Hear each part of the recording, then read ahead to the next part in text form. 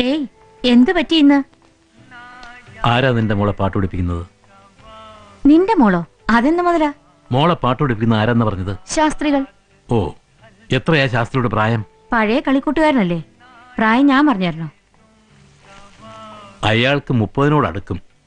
വൈകുണ്ഠ ശാസ്ത്രിയുടെ നല്ല പേര് രാമാനുജ ശാസ്ത്രികൾ. കാണാൻ സുന്ദരൻ.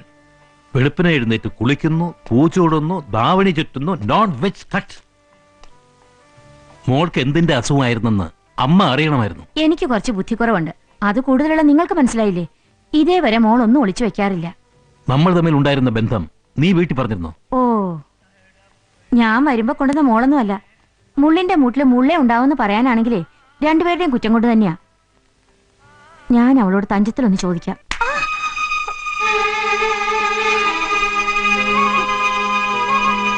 അനുസരണക്കേടിന് ഇതല്ല തരേണ്ടത്. പിന്നെ നിർത്തിയത് ഒന്നേ ഉള്ളൂന്നൊന്നും ഞാൻ നോക്കില്ല. പറഞ്ഞതനുസരിക്കണം. എനിക്ക് പാട്ട് പഠിക്കണം. ഞാൻ സ്കൂളിൽ പോയി ഞാൻ പാട്ട് പഠിക്കാനും പോകും. ഇല്ല, കച്ചേരി പാടി നടക്കാനല്ല നിന്നെ വളർത്തുന്നത്. ഇന്നുകൊണ്ട് എല്ലാം അവസാനിപ്പിക്കണം.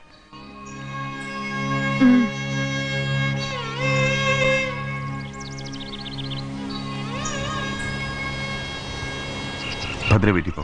ഇല്ല, നേരെ ഒരുപാടായി, നീ ചെല്ല്. ഞാൻ ചോദിച്ചതിന് എന്താ ഉത്തരം തരാത്തത്? ഭദ്രെ, എനിക്ക് നിന്നെ ഇഷ്ടമാണ്, അതുകൊണ്ട് മാത്രം. മതി, ഇത് കേട്ടാ മതി. അച്ഛനോട് പറയാനുള്ള ധൈര്യമായി. അച്ഛന് നമ്മളെ മനസ്സിലാവും. എന്നെക്കുറിച്ച് ഭദ്രയ്ക്ക് ഇനി മനസ്സിലായിട്ടില്ല തോന്നുന്നു. ചിറകറ്റുപോയ പക്ഷിയുടെ അവസ്ഥ അറിയോ? എത്ര മോഹിച്ചാലും അതിന് പറക്കാനാവില്ല. എന്താ, ഞാനത്തെ സ്നേഹിക്കുന്നുണ്ടോ? നേരെ പറയാവോ? എന്നോട് ഈ ചോദ്യം ആരും ഇതേവരെ ചോദിച്ചിട്ടില്ല. മറുപടി ആർക്കും അറിയാൻ വേണ്ട. ഒരേ വീട്ടിൽ ഇത്രയും കാലം കഴിഞ്ഞവളെ മറ്റൊരാളുടെ കൈ പിടിച്ചു കൊടുക്കാനാണ് എനിക്കിഷ്ടം. ഇത് മാത്രം അറിഞ്ഞാൽ മതി. ഇപ്പൊ എന്റെ കൂടെ വരാമെങ്കിൽ ഇന്ന് തന്നെ പറയാം. എന്തിനാ ഭദ്ര ഇങ്ങനെ കുട്ടികളെ പോലെ വാശി പിടിക്കുന്നത്? എല്ലാറ്റിനും ഒരു ആലോചനമാണ്. എന്തോ മനസ്സ് പേടിക്കുന്നു. ഇന്നലെ വരെ അനുഭവിക്കാത്തൊരു ഭയം. അതിനിപ്പോ എന്താ ഉണ്ടായേ? ശാസ്ത്രികൾ എന്റെ അച്ഛനെ കണ്ടു എന്ന് പറഞ്ഞില്ലേ? ഇന്നലെ എന്നോട് പാട്ട് പഠിക്കാൻ പോണ്ടെന്ന് പറഞ്ഞു. അതിലെന്തോ ഒരു പന്തിയേട്. മോഹിച്ചത് കൈവിട്ടു പോയാലോ? അച്ഛന്റെ അമ്മയുടെയും മുമ്പിൽ കളവ് ചെയ്തവളെ പോലെ നിൽക്കാൻ വയ്യ. ഒരു പെണ്ണ് സ്നേഹം ചോദിച്ചു വാങ്ങുന്നതിന്റെ നാണക്കേട് അറിയാഞ്ഞിട്ടല്ല. ഭദ്രേ, വർഷങ്ങളായിട്ട് ഞാൻ പാടുന്നുണ്ട്.